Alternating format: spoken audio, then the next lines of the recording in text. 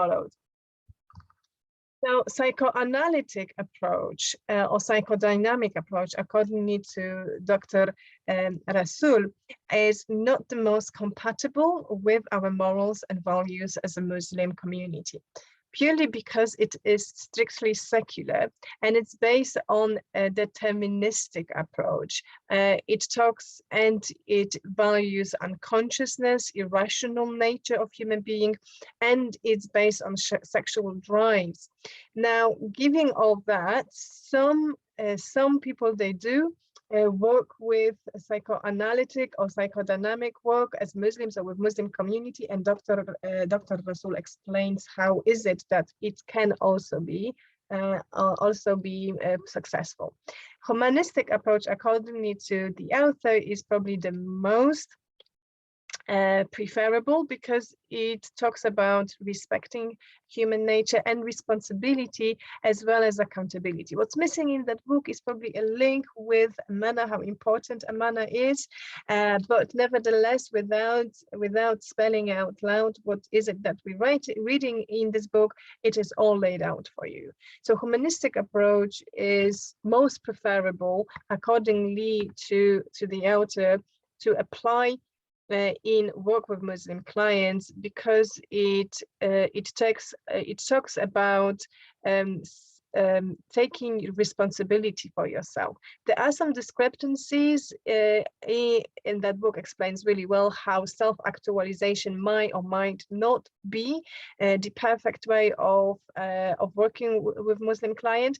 Nevertheless, things like respect to another person, things like empathy with another person, or like being genuine, those things, they already are in the Sunnah, and the author makes sure that he has enough space in the book to explain and compare it to Sunnah and the Quran. The really interesting argument about humanistic approach, however, in this book is that, the UPR and being non-judgmental and relying purely on therapeutic relationship might not be what Muslim clients want, because we are very goal-oriented. And being very goal-orientated, we sort of want to go for halal aspect of the therapy. So we do expect from therapists to be guided. We do expect from therapists to know the Quran, Sunnah, and the fiqh. That's why this non-directive approach might, according to the author, and you're hearing those arguments, be not the most effective.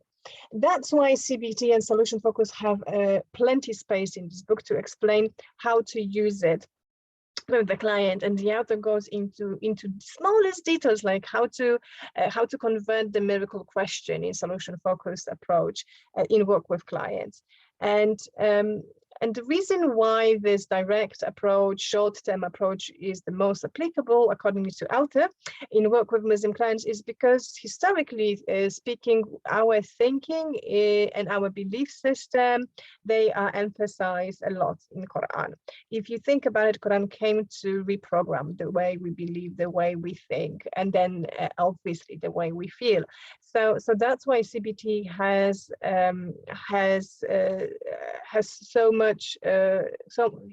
received so much emphasis in that book.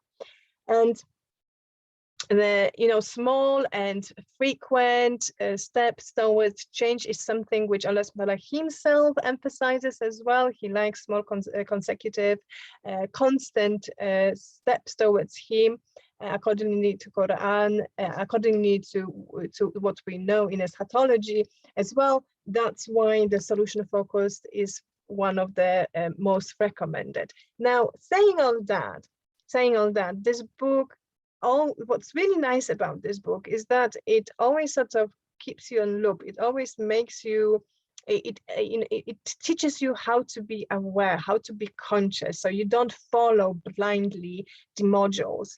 It re-emphasizes how Western social moral value systems are based on Christian or Jew or Christian faiths, and how careful we have to be to determine which is similar to ours and which is different, because if we're not, it will determine the outcome of the therapy.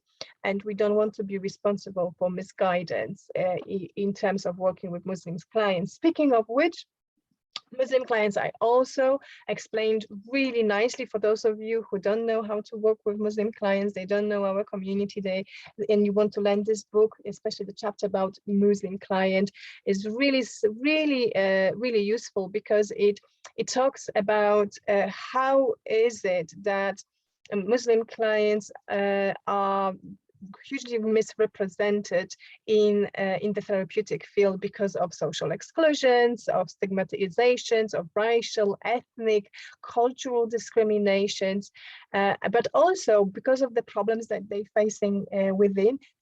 We are not immune to issues of addictions. We are not immune to issues of mental health, anxieties, depression, schizophrenia. We are not prone to issues related to family and couple work. However, what we are really guilty of, you will learn about this in this book, is the taboo about mental health, and the way we used to, I believe this is my opinion, we used to, because that has changed. We're talking about research made almost a decade ago, how we used to, and to some degree we still sort of sweeping things under the carpet, and we preserving the honor of their family. We avoiding the shame, what people are going to say. So this prejudice and inner discrimination against mental health is still a thing. And there is a small chapter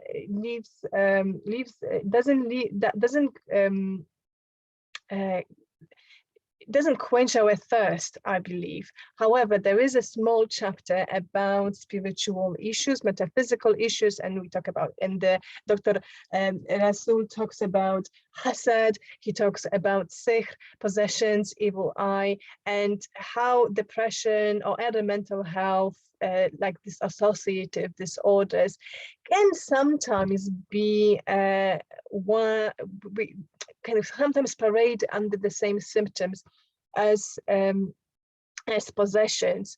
And the really good point that he makes, and again, it's not enough, but the point that Dr. Rassool makes about DSM-5, including these associative disorders and culture-bound, meaning possession as well, issues in the list of mental health disorders. That point is really strong, because that sort of makes you think it doesn't have to be either or, it could be both. And the reason why I always say it's not enough, because Dr. Rassool, he's a great author, and he understood the importance of that issue, and he produced another book which we are going to cover here in those sessions as well. So don't worry, nothing will go unnoticed in terms of those series. So just to conclude, you can be safe with this book because it's based on Ahl Sunnah Jama'ah. It goes into comparing traditional, modern, new age as well, discoveries about working with Muslim clients. It doesn't give enough information about metaphysical matters because it's covered in the other books, as well as ethics and dilemmas of a Muslim counselor or counselor in himself. However, this book is a must. This book is an absolute filler in the field, and I would recommend it to anyone. And I hope you will enjoy reading it. Drop me a line. What is it that you've learned from this book, and what is it that you want others to know about it? Okay, thank you very much. I see you in the next video. Don't forget to sign to my channel, AGS Therapy. Assalamu alaikum.